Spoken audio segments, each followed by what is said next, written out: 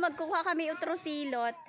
Butangan namon skyflakes tapos mais.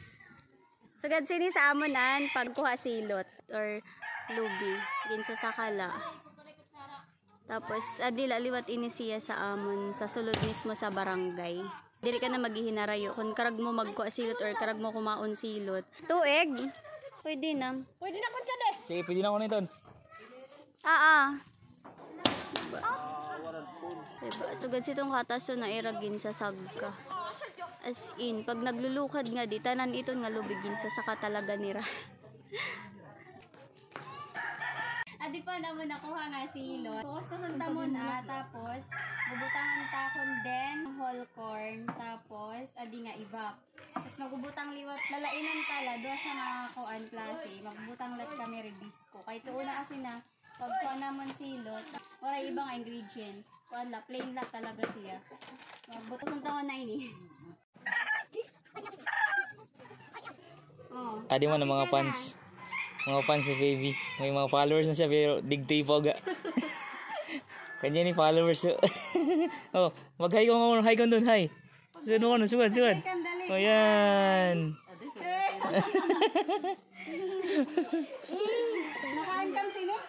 Ha? Kaya mag-feeding. Tangan tamon na condense.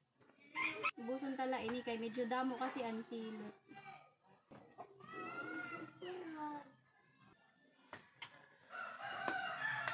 Tutunga tala ini siya kay anto nga bubutangan ta rebesco tas anto nga bubutangan ta mais.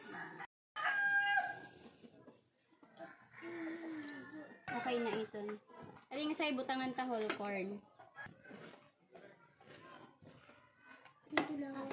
Mapila kay may pakit nga di extra na whole corn. Actually sadto pa ini. December pa ini nga whole corn.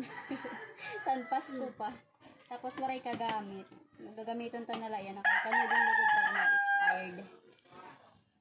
Tapos next, adi. Girorodusong tala siya. Ano ba mas marasa ibutang? Skyflakes or ini? Paras lang ito.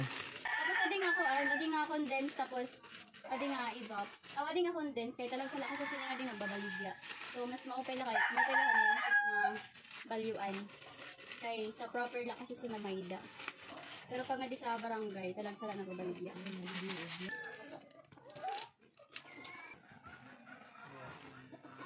So, adi na unfinished product ta. Adi an may rebisco, may biscuit. Tapos, adi man an may da corn. Pero kakaunang tala ini nga, hindi siya mapinit. Kaya wala kasi nga di mga ref.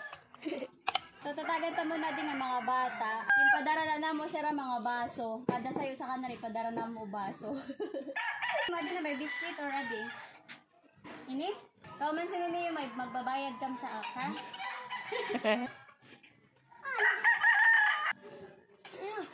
Yan.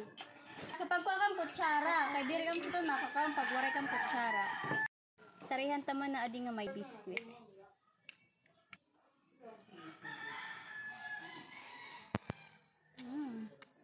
Tabala kanya katamis yun, no?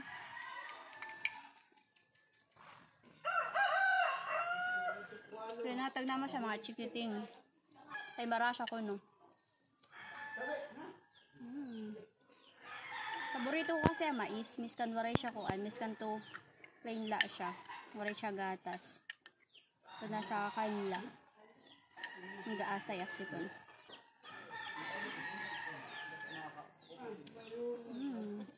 Naglalaway na parang video. Para sa promise.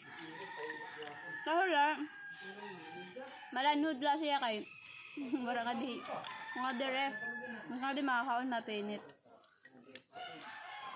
Pero kay marasa lagi hapon kay freshman ang silot. Yun lang muna for today. See you sa next video. Bye!